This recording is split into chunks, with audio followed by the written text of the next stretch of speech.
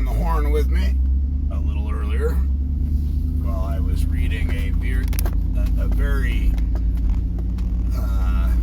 poignant document to you guys. I want you guys to comprehend something. When you ascend of the mind, you absolutely are the authority. When you comprehend the difference between natural law, the law of nature, and man's law, you will finally be in a position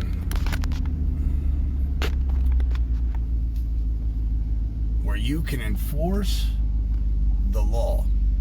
I keep telling people, policy enforcers are not law enforcement. They never have been.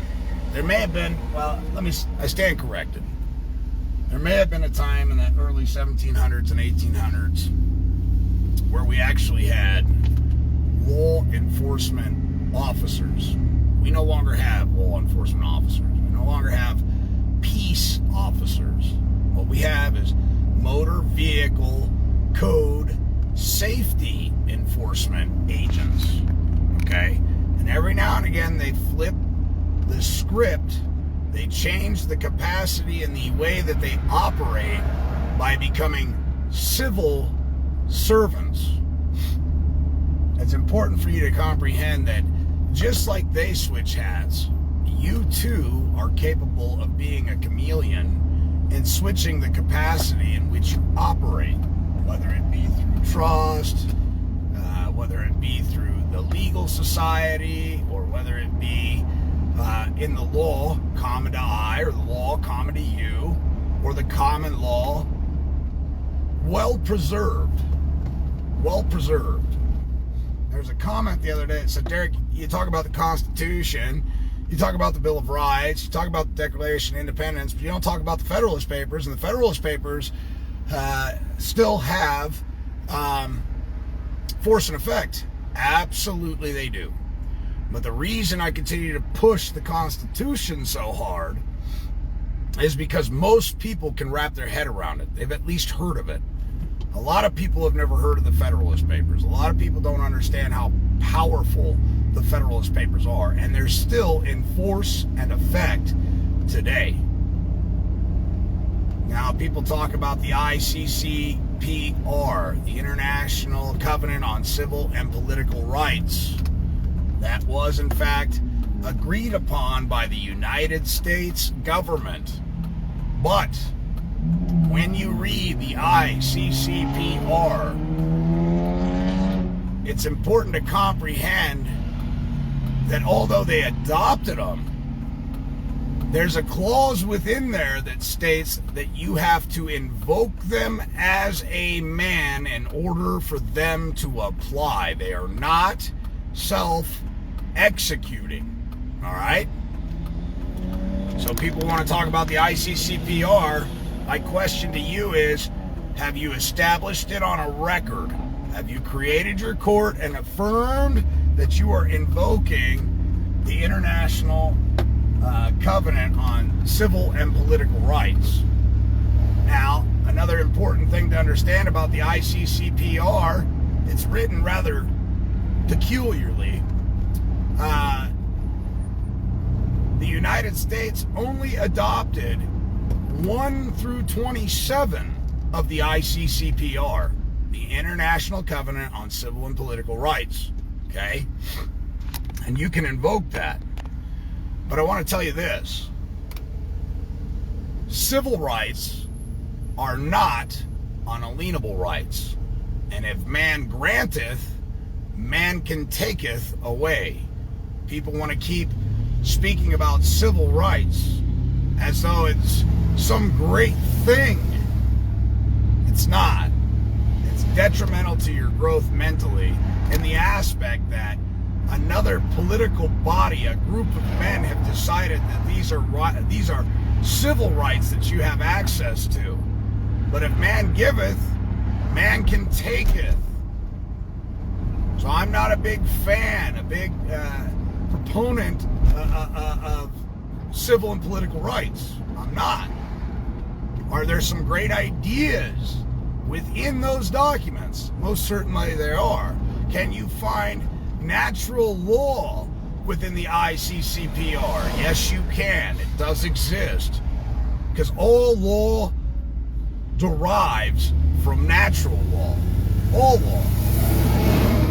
Without natural law, there is no law. Okay?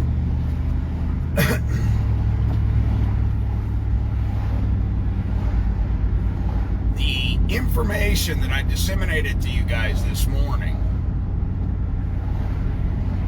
if you receive it well,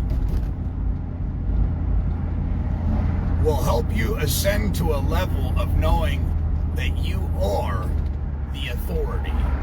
Period. That no man created themselves, and because no other man created themselves, there's no other man who can lord over you. Everybody's rights unanimously across the board are the same. Some people feel that other people have more rights. It's not that they have more rights. They've acquired and accumulated more knowledge. Doesn't give them any more rights than you have. It's the fact that they know how to stand upon their rights because they've accumulated more knowledge in their lifetime. You have the same rights I have. I just have a different way of articulating it. Some people don't comprehend it, and that's okay. But what is not acceptable is just because of your lack of understanding that you would trifle against my rights. That will never happen.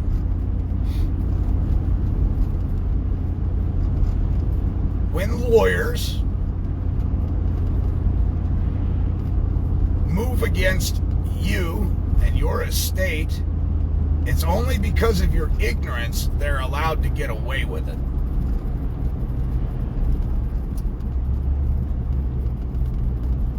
As you can see, I have the superior knowledge to shut down any court case I feel like shutting down at any point in time for whatever reason I so declare. Pretty simple.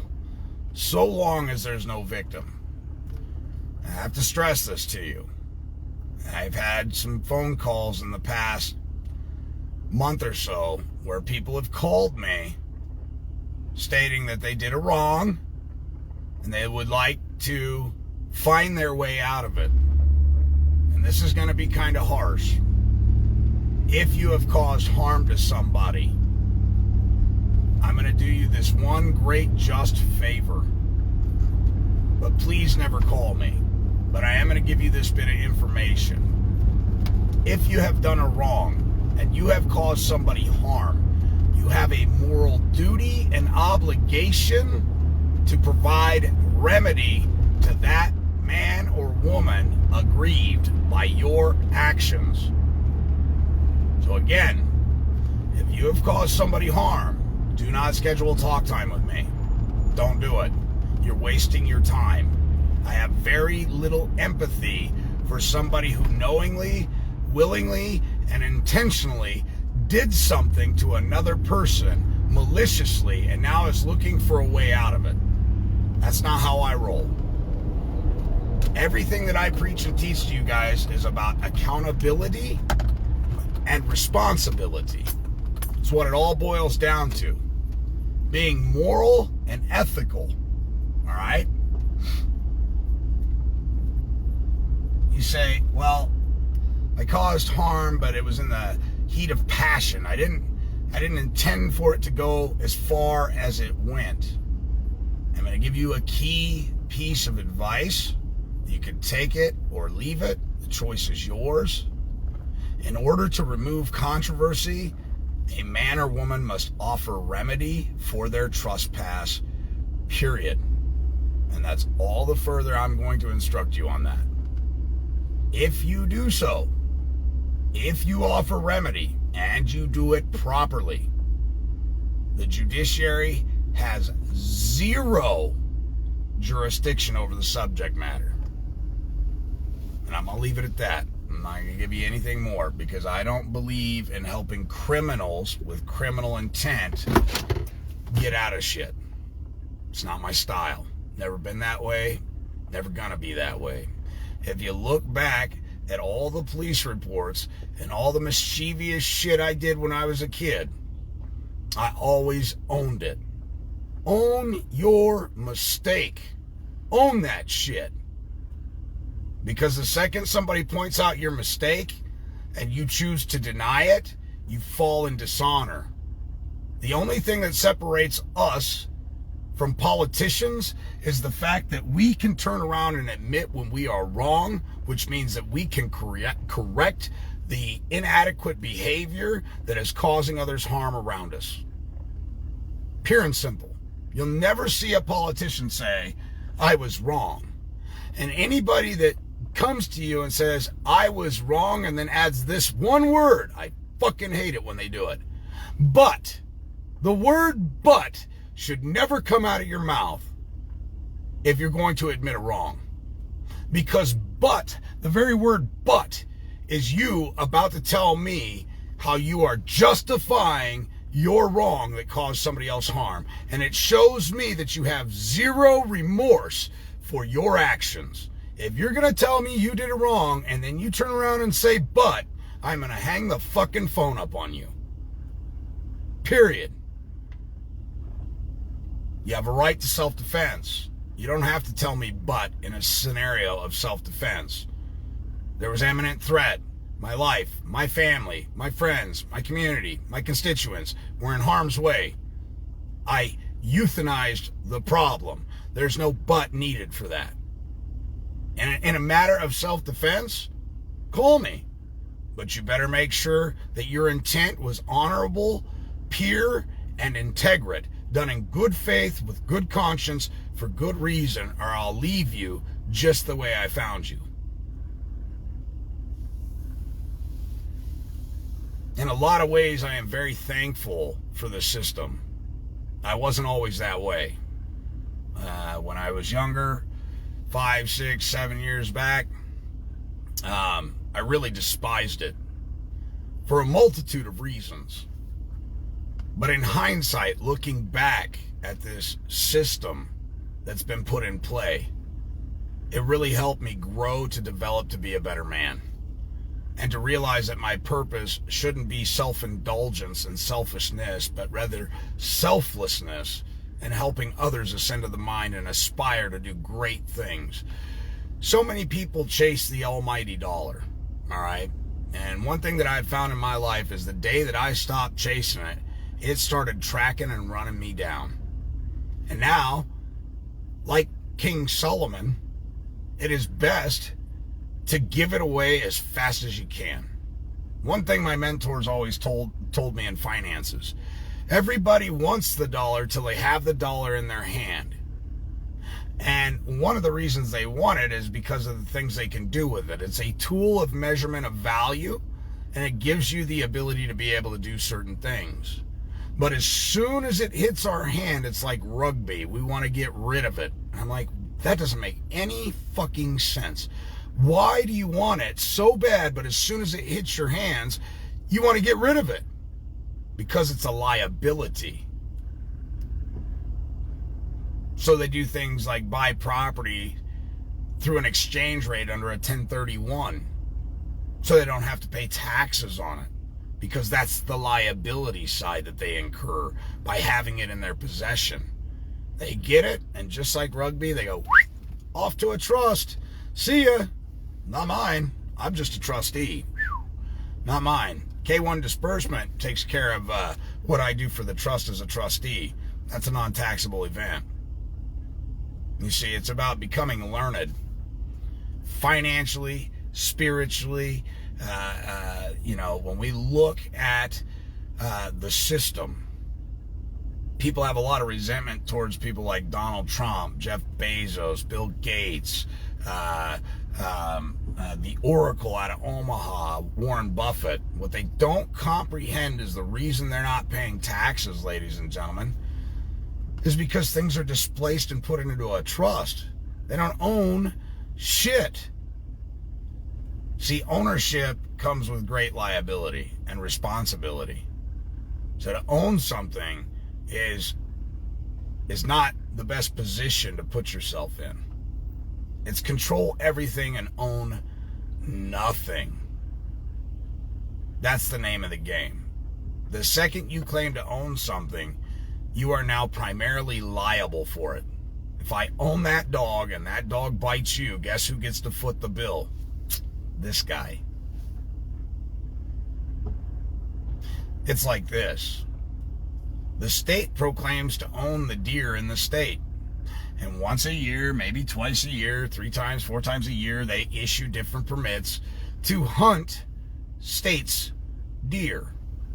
However, hit a deer with your automobile and call the state and tell them that you need to know where you can send them a proper bill for the damage that deer, that state deer, caused to your automobile. And the first thing they will do is deny that they own the deer. Think about that for a moment. They remove the liability. There are times when it's beneficial to claim that we own the deer. And then again, there are times where it's better to say that's an act of God because that's God's deer, not our deer. Think about that for a minute. I want to put this into perspective for you. If the state issues a driver's license, who's primarily liable for the idiots on the road that run into you?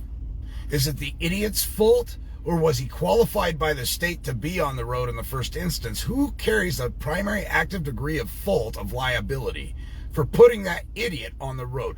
Who gave them the license? The state will quickly say, oh, no.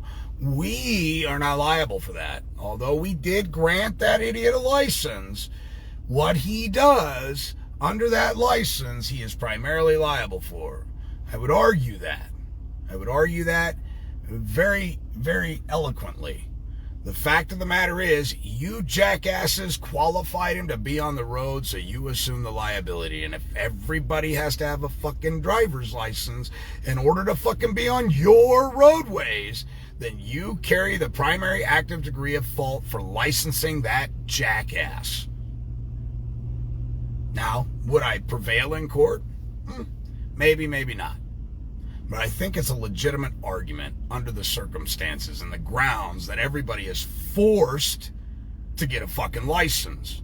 And if we're going to be forced to do something, then the one forcing it has the obligation to take care of any of the damages or harm that other people endure because of their qualification specialist giving some jackass a license. Just think about that for a minute. Who's responsible for licensing or for insuring the licensee? Could it be that the licensor carries the burden? Because after all, they're the ones that granted them the authority to do what they're doing, right? Who carries the primary active degree of fault for all debts? I want you to think about this for a minute. If under the Federal Reserve Act, signed in 1913, enacted in 1933, and put into full force and effect, there is no money. By the definition of a dollar, it's a finite amount of gold or silver. The dollar has physical, tangible weight and was authorized by Congress, and Congress has the authority to make law. It's found in all 50 state constitutions, by the way. There is only one definition for dollar. It's a finite amount of gold or silver. So when these people are asking from you dollars of what? What dollars do you wish I to provide? Because the law is specific. So if you're asking for something in order to perform adequately and efficiently, you must be able to clarify with great specificity as to what you are asking for. People go, well, it's the common use, Derek. Everybody knows what a dollar is. No, they do not. There are many people around me all day long who believe they know what a dollar is. The dollar is not what you wad up in paper form and stick in your pocket. That is an instrument of debt. That instrument of debt doesn't even belong to you. It's the private, intellectual, copywritten, and trademarked property of 5 very extraordinarily brilliant and wealthy families. It is not yours. It is also only authorized for bank-to-bank transactions. It was never the intent of the Federal Reserve to put their currency out into the Sea of Commerce. It was for bank-to-bank transactions for their open bookkeeping, accounting, and ledgering system. Had nothing to do with the American people, but it slowly got integrated into common use where people believe, which is the lack of knowledge, that somehow that it's money. It's not money. Currency is not money, although it may have value to some degree as a means of exchange. The second and the day that people decide to no longer use it, it will be utterly worthless. My point to all this, the Federal Reserve shreds billions of its own paper every year. But you will never see the Federal Reserve or the government, furthermore, shred actual silver and gold coins and toss them back into a landfill. You'll never see that. Why? Because gold and silver coins, smelted down, melted down, transformed into any other form, it matters not. That metal, that precious metal, has intrinsic value. Okay? It's used in medical applications, it's used in technology, it's used in your automobiles, it's used in just about everything you can think of. They will never take a Morgan silver dollar and shred it and cast it back into Mother Earth. They're just not going to do that. But they seemingly do it with paper all day long. Why? Because the paper has no value. Once it's shredded, it's worthless. You can't start it on fire because it's part denim, so it doesn't burn hot enough to keep you warm. Pablo Escobar proved that when he burnt over $1 million in one evening to keep his daughter warm while he was on the run. $1 million to keep sufficient heat in a house just to keep her warm. That's how ineffective and insufficient burning paper fiat is in order to stay warm. A goat turd burns hotter and longer than a Federal Reserve note. And you can't wipe your bum with them because it'd be like wiping your ass with 120 grit sandpaper. It would be irritating. Probably fester a wound after a while, get infected. Now you got a real medical issue. Just wanted to plant some seeds in your head today. I once had a judge, an alleged judge, a man acting as a judge, sit on a bench one time and say, "Benjamins." I said, "What is it that you desire for me to bring so I can remain in honor? I'm going to attempt to give you what you want. I just need you to clarify with great specificity what you're asking." And I mean fucking crystal clear. Crystal fucking clear. Do you understand me? And he goes, "Benjamins. What do you want me to do? Run around the neighborhood and start snatching up little kids named Benjamin? I need you to be a little more clairvoyant." Benjamins. All right, well, fuck, I guess I'll just write a bunch of Benjamins on a piece of paper 7,800 times, and there you go. There's your 7,800 Benjamins. That's pretty remarkable that's because you left it open to interpretation. Now an offering, a tendering of payment made and refused liberates the purported or alleged debtor, which I know I'm not the debtor in the first instance, but if we're going to play a game, let's play a game. Let's play a game. Value, not cake. Right. So anyway, with that said, I have some things I need to get done. Just wanted to plant those seeds in your minds as people are starting to awake to the atrocities of forced vaccination, mask mandate, all this other hoopla. If the American people don't get their shit wired tight, keep their head on a swivel, and stand the fuck up and say something, I am telling you right now, FEMA camps are concentration camps, and they're very real, And very, very, very fucking soon, if you don't start to stand up and sound off like you got a pair, your friends, your family, and your community will be in one. Mark my fucking words. Share this with your friends and family. Help them over Thanksgiving kind of ascend of the mind. Do them a fucking favor. It doesn't cost you a thing. We'll talk to you soon.